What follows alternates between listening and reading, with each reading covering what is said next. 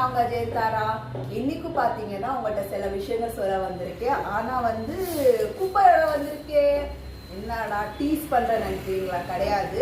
10 ரூபா பேக்கெட் இருக்குல்ல, 2 மாசமா நான் கலெக்ட் பண்ணி வச்சிருக்கேன். எங்க வீட்டுல மாட்டுப்பால் வாங்குவாங்க. இருந்தாலும் இந்த ஒரு திங்க் பண்றதுக்கு இந்த மாதிரி பால் கவர் தேவைப்படுது. 1/2 லிட்டரா இருக்கட்டும், 10 ரூபா தான் இருக்கட்டும், நோ ப்ராப்ளம்.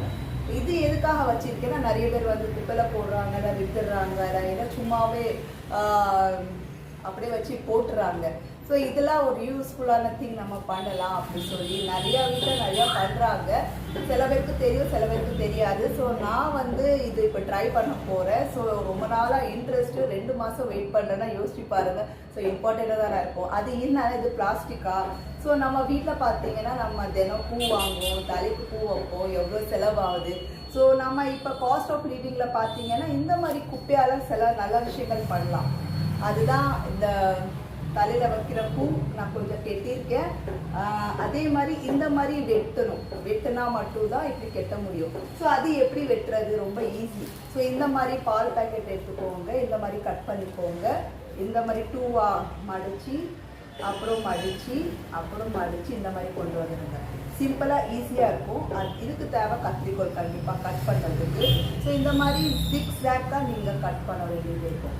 ஜிக்ஸாக்லாம் நம்ம வி ஷேப்பில் இந்த மாதிரி நீங்கள் கட் பண்ணிங்கன்னா அழகாக கரெக்டாக பார்த்தீங்கன்னா நல்லா ஒரு ஷேப் வரும்.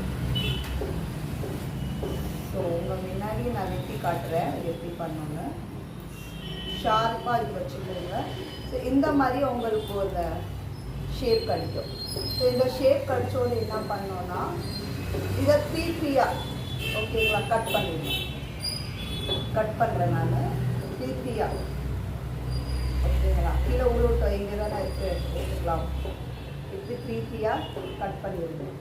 கட் பண்ணோன்னே இது உங்களுக்கு 2ஆக இப்படி வந்துடுமா? ஸோ இது 2ஆக இப்படி மடிக்கணும். இதுவும் பார்த்தீங்கன்னா இப்படி மடிக்கணும்.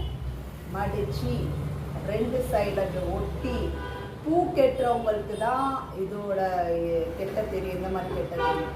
இந்த மாதிரி வச்சு இந்த மாதிரி நீங்கள் கட்டலாம். ஓகேங்களா? ஸோ நான் இங்கே எவ்வளோ கெட்டியிருக்கேன். ஸோ ஒரு பெரிய ஃபங்க்ஷன் போக போகிறேன். அதுக்காக தான் இது ரெடி பண்ணிகிட்டே இருக்கிறேன். ஸோ நீங்களும் ஃபங்க்ஷன் போகிறீங்கன்னா கண்டிப்பாக இந்த மாதிரி யூட்டிலைஸ் பண்ணுங்கள். ஆனால் பூ கெட்டுறவங்களுக்கு தான் கொஞ்சம் இது ஈஸியாக வரும். ஸோ பூ கெட்டுற படகுல ஆல்ரெடி நான் ஒரு வீடியோ போட்டுட்டு எப்படி கட்டணும்.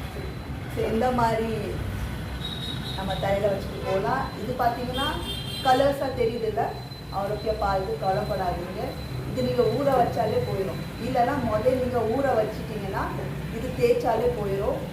ஆரோக்கிய பால் மட்டும் கிடையாது, எந்த கவர் இருந்தாலும் ஒயிட்டோ பிங்கோ எல்லோ கலர்ஃபுல்லாக உங்களுக்கு பூ கிடைக்கும்.